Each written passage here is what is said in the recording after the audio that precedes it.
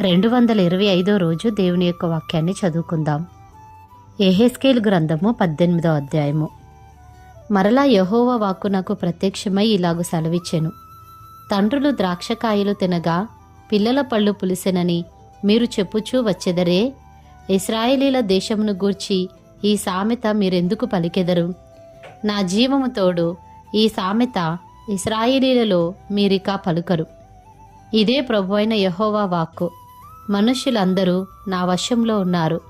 తండ్రులేమి కుమారులేమి అందరూ నా వశంలో ఉన్నారు. పాపము చేయువాడెవడో వాడే మరణం నొందును. ఒకడు నీతిపరుడై నీతి న్యాయములను అనుసరించువాడై ఉండి పర్వతముల మీద భోజనము చేయకయు ఇశ్రాయేలీలు పెట్టుకొనిన విగ్రహముల తట్టు చూడకయు తన పొరుగువాని భార్యను చెరపకయు బహిష్టమైన దానిని కూడకయు ఎవనినైనను బాధ పెట్టకయు రుణస్థునికి అతని తాకట్టును చెల్లించి బలాత్కారము చేత ఎవనికైనను నష్టము కలుగజేయకయు నుండు వాడై ఆకలిగల వానికి ఆహారం ఇచ్చి దిగంబరికి బట్ట ఇచ్చి వడ్డీకి అప్పియకయు లాభము చేపట్టకయు అన్యాయము చేయకయు నిష్పక్షపాతముగా న్యాయము తీర్చి యథార్థపరుడై నా కట్టడలను గైకొనుచు నా విధులను అనుసరించుచుండిన ఎడల వాడే నిర్దోషి అగును. నిజముగా వాడు బ్రతుకును. ఇదే ప్రభువైన యెహోవా వాక్కు. అయితే ఆ నీతిపరునికి కుమారుడు పుట్టగా వాడు బలాత్కారము చేయువాడై ప్రాణహానికరుడై చేయరాని క్రియలలో దేనినైనను చేసి చేయవలసిన మంచి క్రియలలో దేనినైనను చేయకయుండిన ఎడల అనగా పర్వతముల మీద భోజనము చేయుటయు తన పొరుగువాని భార్యను చెరుపుటయు దీనులను దరిద్రులను బాధపెట్టి బలాత్కారము చేత నష్టము కలుగజేయుటయు తాకట్టు చెల్లింపకపోవుటయు విగ్రహముల తట్టు చూచి హేయకృత్యములు జరిగించుటయు అప్పిచ్చి వడ్డీ పుచ్చుకొనుటయు లాభము చేపట్టుటయు ఈ మొదలగు క్రియలు చేసిన ఎడల వాడు బ్రతుకడు. ఈ హేయక్రియలన్నీ చేసెను గనుక అవశ్యముగా వానికి మరణశిక్ష విధింపబడును. వాడు తన ప్రాణమునకు తానే ఉత్తరవాది అగును.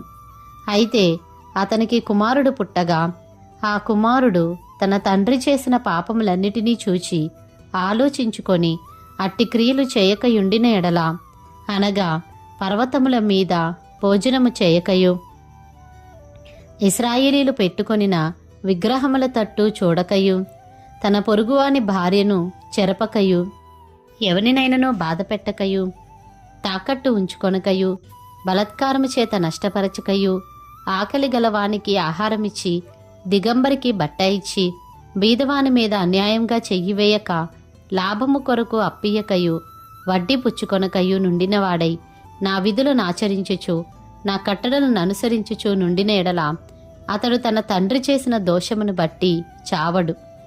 అతడు అవశ్యముగా బ్రతుకును. అతని తండ్రి క్రూరుడై పరులను బాధపెట్టి బలాత్కారము చేత తన సహోదరులను నష్టపరిచి తన జనులలో తగని క్రియలు చేసెను గనుక అతడే తన దోషమును బట్టి మరణం నొందును. అయితే మీరు కుమారుడు తన తండ్రి యొక్క దోష శిక్షను ఏల మోయటలేదని చెప్పుకొనుచున్నారు. కుమారుడు నీతి న్యాయములను అనుసరించి నా కట్టడలనన్నిటినీ అనుసరించి గైకొనెను గనుక అతడు అవశ్యముగా బ్రతుకును. పాపము చేయువాడే మరణము నొందును. తండ్రి యొక్క దోషశిక్షను కుమారుడు మోయటలేదని కుమారుని దోషశిక్షను తండ్రి మోయడు. నీతిపరుని నీతి ఆ నీతిపరునికే చెందును. దుష్టుని దుష్టత్వము ఆ దుష్టునికే చెందును. అయితే దుష్టుడు తాను చేసిన పాపములన్నిటినీ విడిచి నా కట్టడలనన్నిటినీ అనుసరించి నీతిని అనుసరించి న్యాయము జరిగించిన ఎడల అతడు మరణం నొందడు.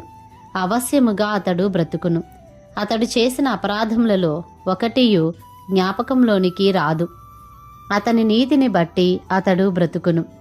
దుష్టులు మరణం నొందుట చేత నాకేమాత్రమైనా సంతోషము కలుగునా? వారు తమ ప్రవర్తనను దిద్దుకొని బ్రతుకుటయే నాకు సంతోషము. ఇదే ప్రభువగు యెహోవా వాక్కు. అయితే నీతిపరుడు తన నీతిని విడిచి పాపము చేసి దుష్టులు చేయు హేయక్రియలన్నిటి ప్రకారము జరిగించిన ఎడల అతడు బ్రతుకునా? అతడు చేసిన నీతి కార్యములు ఏమాత్రమును జ్ఞాపకంలోనికి రావు. అతడు విశ్వాసఘాతకుడై చేసిన పాపమును బట్టి మరణం నొందును. అయితే యెహోవా మార్గము న్యాయము కాదని మీరు చెప్పుచున్నారు. ఇశ్రాయేలీయులారా, నా మాట ఆలకించుడి. నా మార్గము న్యాయమే, మీ మార్గమే గదా న్యాయమైనది. నీతిపరుడు తన నీతిని విడిచి పాపము చేసిన ఎడల అతడు దానిని బట్టి మరణము నొందును. తాను పాపము చేయుటను బట్టియే గదా అతడు మరణం నొందును. మరియు దుష్టుడు తాను చేయుచూ వచ్చిన దుష్టత్వము నుండి మరలి నీతి న్యాయములను జరిగించిన ఎడల తన ప్రాణము రక్షించుకొనును. అతడు ఆలోచించుకొని తాను చేయుచూ వచ్చిన అతిక్రమ క్రియలన్నిటినీ చేయక మానెను గనుక అతడు మరణం నొందక అవశ్యముగా బ్రతుకును. అయితే ఇశ్రాయేలీయులు యెహోవా మార్గము న్యాయము కాదని చెప్పుచున్నారు. ఇశ్రాయేలీయులారా, నా మార్గము న్యాయమే గాని మీ మార్గము న్యాయము కాదు. కాబట్టి ఇశ్రాయేలీయులారా, ఎవని ప్రవర్తనను బట్టి వానికి శిక్ష విధింతును. మనసు త్రిప్పుకొని మీ అక్రమములు మీకు శిక్షా కారణములు కాకుండానట్లు వాటినన్నిటినీ విడిచిపెట్టుడి. మీరు జరిగించిన అక్రమ క్రియలన్నిటినీ విడిచి నూతన హృదయమును నూతన బుద్ధియు తెచ్చుకొనుడి. ఇశ్రాయేలీయులారా, మీరెందుకు మరణం నొందుదురు? ఇదే ప్రభువగు యెహోవా వాక్కు. మరణం నొందువాడు మరణము నొందుటను బట్టి నేను సంతోషించువాడను కాను. కావున మీరు మనసు త్రిప్పుకొనుడి, అప్పుడు మీరు బ్రతుకుదురు. ఇదే ప్రభువగు యెహోవా వాక్కు. యెహెజ్కేలు గ్రంథము 19వ అధ్యాయము. మరియు నీవు ఇశ్రాయేలీల అధిపతులను గూర్చి ప్రలాప వాక్యమునెత్తి ఇట్లు ప్రకటింపుము. నీ తల్లి ఎటువంటిది? ఆడుసింహము వంటిది. ఆడుసింహముల మధ్య పండుకొనెను, కొదమసింహముల మధ్య తన పిల్లలను పెంచెను. వాటిలో ఒక దానిని అది పెంచగా అది కొదమసింహమై వేటాడ నేర్చుకొని మనుషులను భక్షించునదాయను. అన్యజనులు దాని సంగతి విని తమ గోతిలో దాన్ని చిక్కించుకొని దాని ముక్కునకు గాలము తగిలించి ఐగుప్తు దేశమునకు దాన్ని తీసుకుని పోయిరి. తల్లి దాని కనిపెట్టి తన ఆశ భంగమాయనని తెలుసుకొని తన పిల్లలలో మరి ఒక దాన్ని చేపట్టి దాని పెంచి కొదమసింహంగా చేసెను.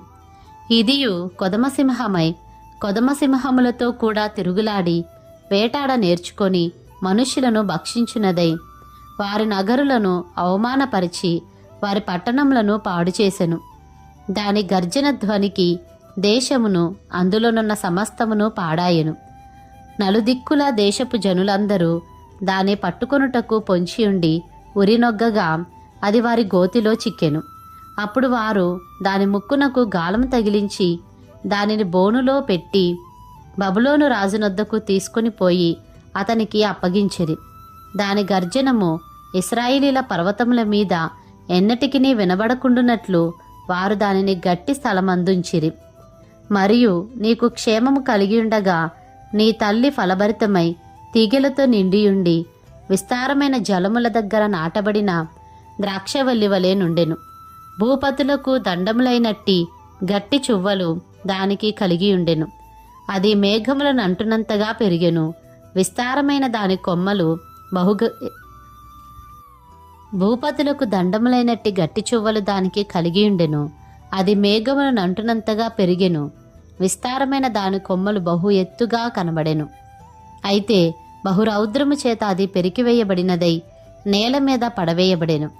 తూర్పుగాలి విసరగా దాని పండ్లు వాడెను.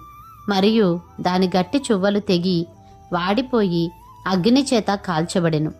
ఇప్పుడు అది అరణ్యములో మిక్కిలి ఎండిపోయి నిర్జల స్థలములలో నాటబడి ఉన్నది.